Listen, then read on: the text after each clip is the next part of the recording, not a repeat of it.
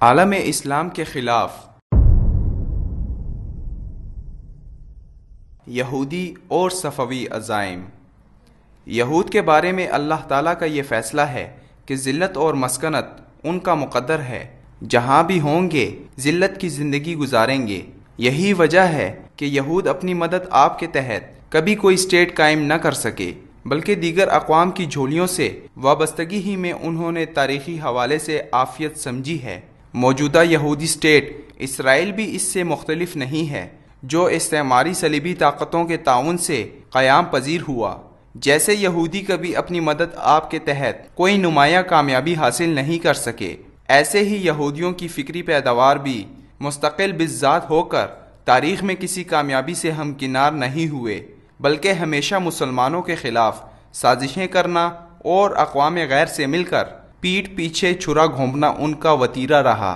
عبداللہ ابن سبا سے لے کر میر جعفر و میر صادق اور وہاں سے لے کر اب تک تاریخ اسلام یہود کی فکری آل و اولاد کے بدترین کارناموں سے بھری پڑی ہے۔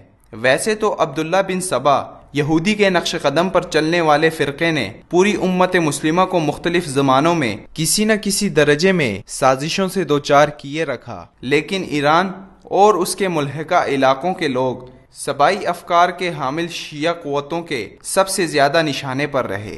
اسماعیل صفوی سے لے کر خمینی انقلاب تک اور اس کے بعد سے لے کر اب تک ایرانی قوم بدترین مشکلات سے دوچار ہے۔ قدرتی گیس کی پیداوار میں دوسرے اور تیل کی پیداوار میں چوتھے نمبر پر فائز ہونے کے باوجود ایرانی عوام بدحالی کا شکار ہیں، کیونکہ زر مبادلہ کا ایک بڑا حصہ ایرانی حکومت فرقہ واریت کے فروغ اور مسلم ممالک کے امن و امان کو تہ و بالا کرنے پر خرچ کر رہی ہے۔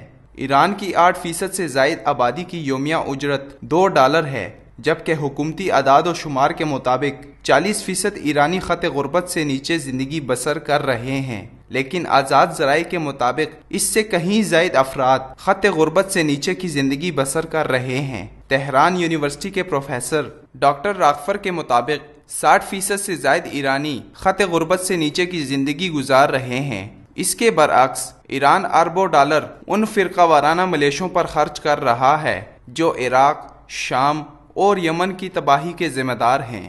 یہ ایک حقیقت ہے کہ تاریخ میں یہود اپنے بل بوتے پر مسلمانوں کے خلاف کسی اقدامی عمل سے قاصر رہے ہیں۔ کچھ ایسا ہی شیعہ روافض کا حال ہے۔ حال ہی میں جب شام میں ایران کا منصوبہ مظلوم شامی عوام کے ہاتھوں تباہی سے دوچار ہونے والا تھا تو اس نے روس کو اپنی مدد کے لیے بلا لیا اور روس و امریکہ کی معیت میں مسلمانوں کے قتل عام کے لیے کمر کس لی، لیکن ظلم کی شام چاہے جتنی لمبی ہو آخر اس کا اختتام ہو کر رہتا ہے۔ ایران کی حکومت عالمی استعمار کے ساتھ مل کر شام، عراق اور یمن کے مسلمانوں کے خلاف جو کر رہا ہے اس کا اختتام ہو کر رہے گا، اور وہ وقت دور نہیں جب افغانستان کی طرح روس اور امریکہ شام سے ناکام ہو کر جائیں گے اور پھر ایران کو شکست سے بچانے والا کوئی نہیں ہوگا۔